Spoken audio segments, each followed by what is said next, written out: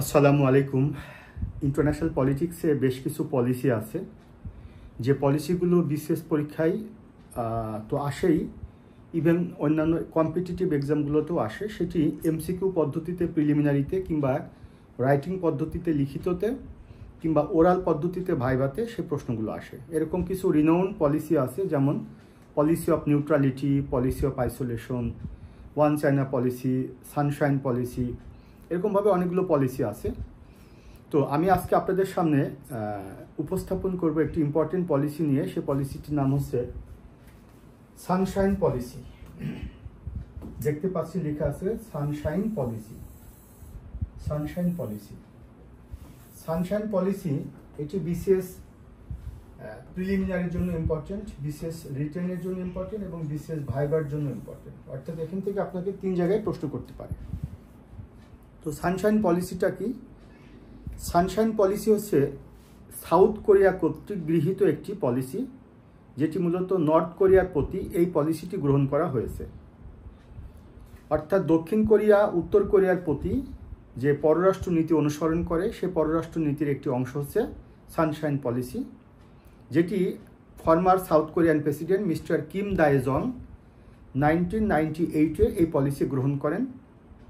এবং এই পলিসির কারণে আফটার 2 ইয়ার্স ইন 2020 তিনি শান্তিতে নোবেল পুরস্কার লাভ করেন। তাহলে এই যে সানশাইন পলিসিটা কি? 1 নম্বর প্রশ্ন হচ্ছে সানশাইন পলিসি হচ্ছে, 1 নম্বর প্রশ্নের উত্তর হচ্ছে সানশাইন পলিসি হচ্ছে দক্ষিণ কোরিয়া কর্তৃক উত্তর কোরিয়ার প্রতি গৃহীত একটি নীতি। 2 নম্বর হচ্ছে যে সানশাইন পলিসির প্রবর্তককে বা সানশাইন পলিসি কে গ্রহণ করেছিলেন, কে প্রণয়ন করেছিলেন? উত্তর হচ্ছে যে কিম দায়ে-জং।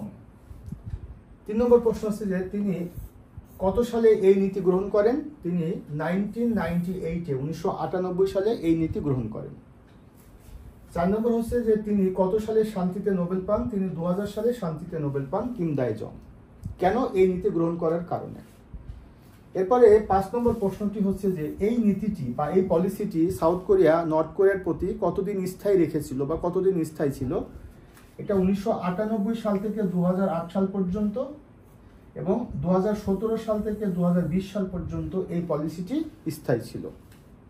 এবার একটু পেছনের ব্যাকগ্রাউন্ড যদি আমরা বলি, তাহলে আমরা জানি যে 1950 থেকে 1953 পর্যন্ত সাউথ কোরিয়া এবং নর্থ কোরিয়ার মধ্যে একটা যুদ্ধ হয়, যার নাম হচ্ছে কোরিয়ান ওয়ার। 1950 সাল থেকে 1953 সাল পর্যন্ত উত্তর কোরিয়া এবং দক্ষিণ কোরিয়ার মধ্যে একটা যুদ্ধ বাধে, যে যুদ্ধের নাম হচ্ছে কোরীয় যুদ্ধ।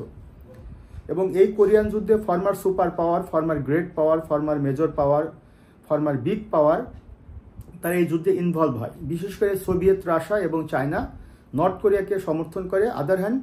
On the other hand America এবং তার অ্যালাইগুলো সাউথ কোরিয়াকে সমর্থন করে। এবং যেহেতু শেষ পর্যন্ত এই যুদ্ধে সিকিউরিটি কাউন্সিলে পার্মানেন্ট মেম্বারগুলো ইনভলভ হয়, যে কারণে ইউনাইটেড নেশন জেনারেল অ্যাসেম্বলি একটি ইনিশিয়েটিভ গ্রহণ করে, যেটির নাম হচ্ছে ইউনাইটিং ফর পিস রেজুলেশন, এবং এটির মাধ্যমে এই কোরিয়ান যুদ্ধ আলটিমেটলি সমাপ্ত হয়। Specially mention that before second world war, দ্বিতীয় বিশ্বযুদ্ধের পূর্বে টোটাল কোরিয়ান পেনিনসুলা, কোরীয় উপদ্বীপ জাপানের আন্ডারে ছিল। এটা প্রিলিমিনারি পরীক্ষার প্রশ্নটি এসেছে। দ্বিতীয় বিশ্বযুদ্ধের পূর্বে কোরীয় উপদ্বীপ জাপানের অধীনে ছিল। উত্তর কোরিয়া এবং দক্ষিণ কোরিয়ার মধ্যে যুদ্ধ বাধে 1950 সাল থেকে 1953 সাল পর্যন্ত। আর কোরীয় সংকটের সমাধান হয় শান্তির জন্য ঐক্য প্রস্তাব, এটির মধ্য দিয়ে। এটাও বিশেষ পরীক্ষা এসেছে, কোন সংকটকে কেন্দ্র করে শান্তির জন্য ঐক্য প্রস্তাব বা ইউনাইটিং ফর পিস রেজুলেশন গৃহীত হয়, সেটি হচ্ছে কোরিয়ান ওয়ারের প্রেক্ষিতে। এবার আমরা যদি দেখি যে আফটার সেকেন্ড ওয়ার্ল্ড ওয়ার, দ্বিতীয় বিশ্বযুদ্ধের পরে ফর্মার সোভিয়েত রাশিয়া এবং আমেরিকার মধ্যে একটি যুদ্ধ শুরু হলো, যেটির নাম হচ্ছে ইতিহাসে কোল্ড ওয়ার বা স্নায়ুযুদ্ধ। এই কোল্ড ওয়ারের সময় সোভিয়েত রাশিয়া মূলত নর্থ কোরিয়াকে সমর্থন দেওয়ার কারণ হচ্ছে যে নর্থ কোরিয়া ছিল কমিউনিস্ট, সাউথ কোরিয়া ছিল ক্যাপিটালিস্ট। এভাবে কমিউনিজম এবং ক্যাপিটালিজমের মধ্যে যে দ্বন্দ্ব, সেটা কিন্তু আলটিমেটলি কোরিয়ান ওয়ারের উপরে তার একটা ইনফ্লুয়েন্স ক্রিয়েট করা হয়।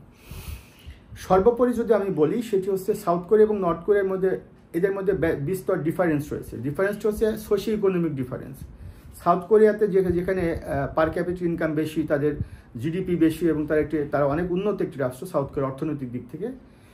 আর নর্থ কোরিয়ার তার তুলনায় কিন্তু তাদের অর্থনৈতিক এবং সামাজিক এবং যদি বলি মাথাপিছু আয়, এটা সব দিক থেকে সাউথ কোরিয়ার তুলনায় কম। এটির কারণ হচ্ছে যে সাউথ কোরিয়া যেখানে ওয়েলফেয়ার স্টেট হিসেবে মূলত সে তার ইকোনমিক ডেভেলপমেন্ট এবং অন্যান্য ডেভেলপমেন্টকে সে ইম্পর্টেন্স দেয়। আর নর্থ কোরিয়া যেটি গুরুত্ব দেয় সেটি হচ্ছে তার মিলিটারি সেক্টরে, অর্থাৎ তার সামরিক খাতে সে গুরুত্ব দেয়। আপনারা জানেন 2006 সাল থেকে নর্থ কোরিয়া বিশ্বের 8ম পরমাণু শক্তিধর রাষ্ট্র। কাজেই সাউথ কোরিয়া যেখানে যেটাকে আমি বলবো হিউম্যান সিকিউরিটিকে গুরুত্ব দেয়, সেখানে নর্থ কোরিয়া স্টেট সিকিউরিটিকে গুরুত্ব দেয়। এভাবে উত্তর কোরিয়া এবং দক্ষিণ কোরিয়ার মধ্যে আর্থসামাজিক যে ব্যবধান এটা প্রবল। তো মূলত এই নীতির উদ্দেশ্য হচ্ছে যে দক্ষিণ কোরিয়া যেহেতু ডেভেলপড, নর্থ কোরিয়া ডেভেলপড না, এই জন্য দক্ষিণ কোরিয়া চায় যে অর্থনৈতিক দিক থেকে দুটো রাষ্ট্রের মধ্যে যে ব্যবধান, সে ব্যবধানটা কমিয়ে সাউথ কোরিয়ার কাছাকাছি নর্থ কোরিয়া আসুক। কারণ তারা তো একটা সময় দুটো রাষ্ট্র মিলে তো একটা রাষ্ট্র ছিল, কোরিয়া উপদ্বীপ ছিল। তাই ভ্রাতৃপ্রতিম এই রাষ্ট্রের প্রতি সাউথ কোরিয়ার যে পলিসিটি, এটি নিঃসন্দেহে একটি প্রশংসার দাবিদার। যেহেতু এই পলিসিটা গ্রহণ করেছিল সাউথ কোরিয়ান প্রেসিডেন্ট কিম দায় জং, এবং তিনি তো মূলত নর্থ কোরিয়ার ডেভেলপমেন্টের জন্য পলিসি গ্রহণ করেছিলেন, সে কারণে মূলত তিনি 2000 সালে শান্তিতে নোবেল পুরস্কার লাভ করেন। এখন যদি আমি আপনাকে বিশেষ প্রিলিমিনারি উপযোগী প্রশ্ন বলি, তাহলে অনেকগুলো প্রশ্ন কিন্তু এখান থেকে চলে আসে।